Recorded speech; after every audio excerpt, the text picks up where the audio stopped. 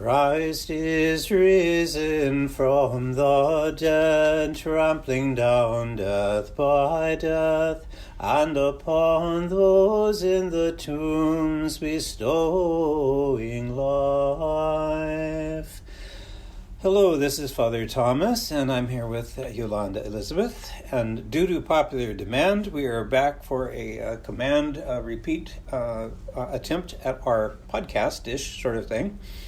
And we want to keep in touch with everyone. So just by way of introduction, it's been a couple of weeks since we did this with Holy Week and Bright Week. It was busy. Carla and I have now gone to almost everyone in the parish and personally greeted and given Paschal greetings to everyone and just touch base.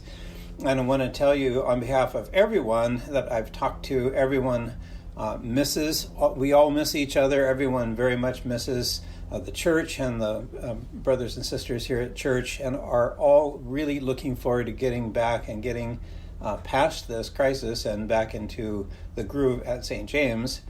But in the meantime, and perhaps maybe afterwards, God only knows, we are going to continue on with this because I know that there are questions that have come up, and my dear, wonderful assistant here, Yolanda, has been kind of keeping track of them for us. So, Yolanda, say hello and tell us what we've got this afternoon. Hello, everyone. Praying that you're all doing well. I've heard from several of you, and it seems like everybody's doing okay and hanging in there. If there's anybody out there that isn't, please remember that we have, Helen as our emergency team leader, and she is ready and willing to get someone out to help you if you have any needs. So we're super thankful for that. We are here just to talk about a few things that people have questions on their mind about. First of all, let's find out, have we heard anything from the Archdiocese about reopening or anything different than we've been doing? Yes, we have, and there's good news and bad news. The good news is we have heard back from them, and it's not bad news, but not as good news is that they're delaying another couple of days before they come up with the more conclusive answer to that. Challenge, I think, is that they're trying to deal with an entire continent, at least North and South America, North Canada and the U.S. So what they say has to be pretty broadband. I have a sneaky feeling. So today that's what we heard is it's coming, but it'll be probably Tuesday. I have a sneaky feeling that what they're probably going to say is I'm not sure of this yet, I'm guessing. It's okay to start coming back to church for private prayers, for confession, observing the appropriate distancing and all of that. They cannot, I'm sure, say just start worshiping, because we are also under the constraint of the state of California. And so we can't officially just start at church, but I have a feeling that that's coming. But I think that's what the Archdiocese will be saying, my guess. So we'll kind of ease back in the way we had to kind of ease out, sounds like. Ease back out, and I have been telling everybody it was eased out, and then all of a sudden it was very sudden. Mm-hmm. Every Sunday I've been looking at the altar, and there on the altar is the box that contains the pre-sanctified lamb for the pre-sanctified liturgy, which we sanctified on the Sunday before that we were told to shut down, basically. We pre-sanctified it, we were ready for services, and then we never had the pre-sanctified service, and we didn't throughout all of Great Lent. Our Holy Week, there was no pre-sanctified liturgy, so of course we reserve that because it's sanctified, it's pre-sanctified. We will use it for visiting the sick and going to hospitals and things. But every time I see that gold box there and a time that it's after Lent, it seems very strange to me. So that part was fairly sudden. We kind of saw it coming, we wondered what was happening, and then, bam, we were just not worshiping anymore. Yeah, that was like 3 days difference. So we're kind of in the same boat with confessions. We were able to come in for private confessions and counseling with you, and now we're not able to do that. I had reached out with an email a couple weeks ago saying that you could schedule a private conversation or counseling with Father Thomas regarding anything you might need to be confessing, but that absolution would happen when we were able to come back into the church. and there were a few questions about that. So one of the questions was kind of the difference between absolution and a spiritual conversation. One of the concerns was, well, are we not forgiven until we come back into church and receive absolution? So we really would like to know your thoughts on that. It's a really good and a really important question, and I want to give the disclaimer: I am neither a scholar nor the son of a scholar, so I think I can say a few things about it. Most importantly, so you have to go back to the pool of Bethesda. Remember the story in the gospel when the Lord came upon the man who was handicapped. He was paralytic. He couldn't get up. He couldn't get into the pool. Yes. Okay, so there was in there I think we have an answer to this by way of at least symbol. So if you'll remember the story, the Lord asked him, well, do you want to be healed? And his answer was, yeah, well, I do. Of course I do. But I can't, because every time the water gets stirred, the angel comes, the water is stirred. I can't get up fast enough. I'm embellishing this a little bit. I can't get it fast enough because I am, after all, a paralytic. So I can't move fast enough, and people are crawling all over me, and I can't get into the pool. So the Lord addresses that, and everyone says in the church that's a picture of the waters of baptism. That pool, Bethesda, is a picture of the water of baptism.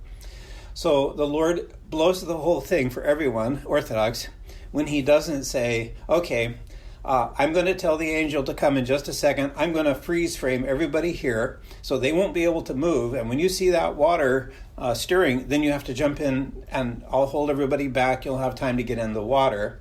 What a great analogy that would be for the waters of baptism. But he doesn't do it. He simply says to the man, rise, take up your pallet and walk.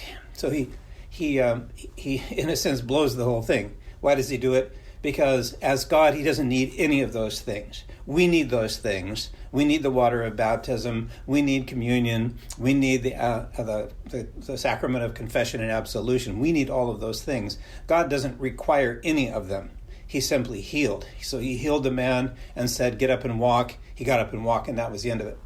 So when we take that over into the sacrament of confession, we do not feel, this is a very Western concept that would say it, we don't believe it. We don't feel that God is somehow bound by physical limitations. So let's say someone is in the desert and wants to, and is dying of thirst, and has always wanted to become a Christian, but now realizes I'm not going to make it home, so I have no way to become a Christian. God's not bound by that.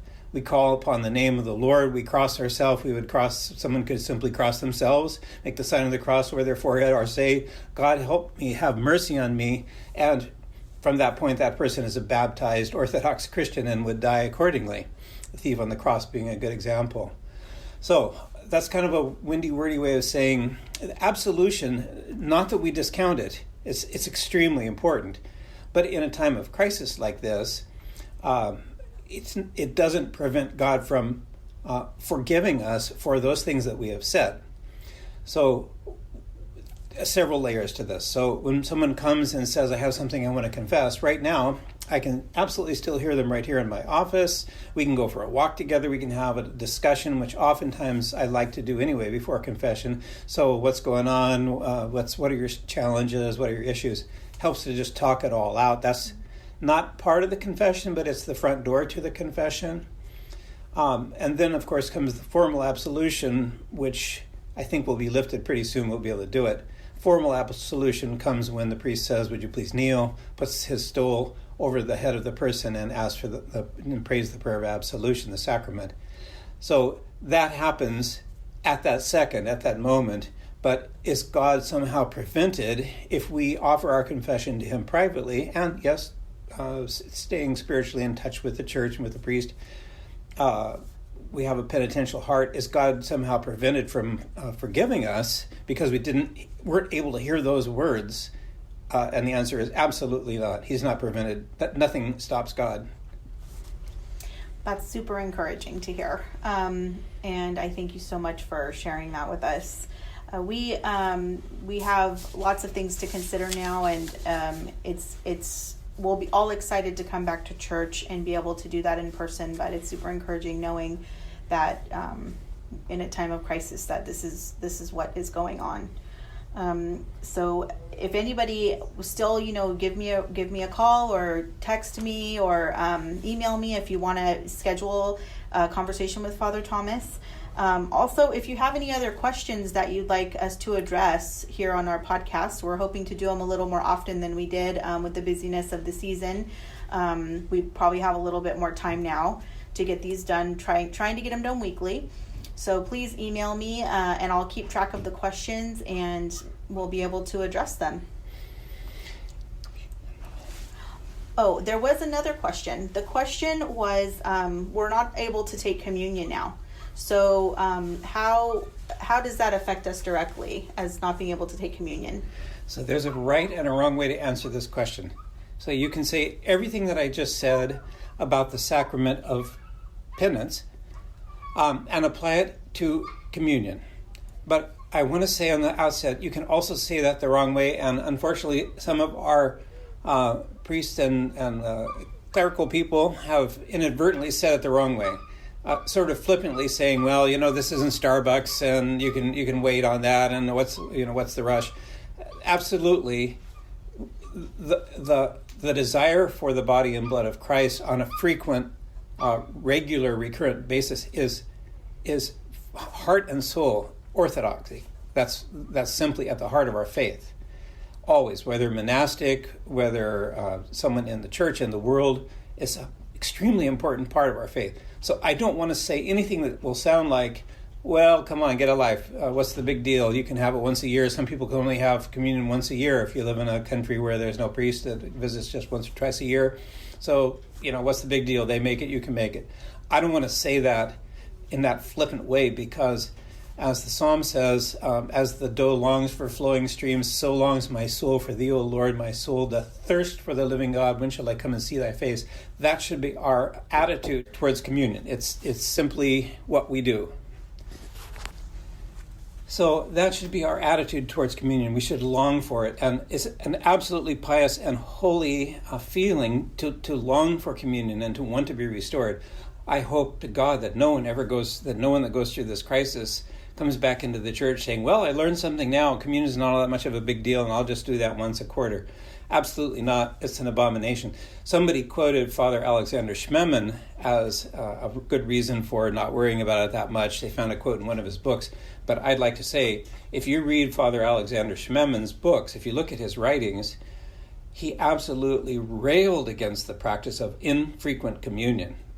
He thought that was absolutely the wrong approach. We long for communion. We have communion as often as we can.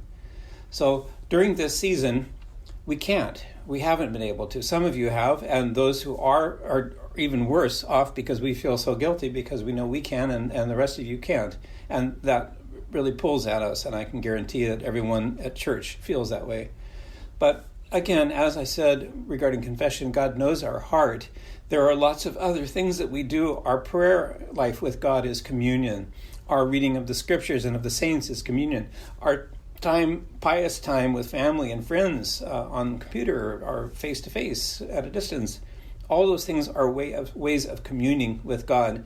We need that communion and the life and the body and blood.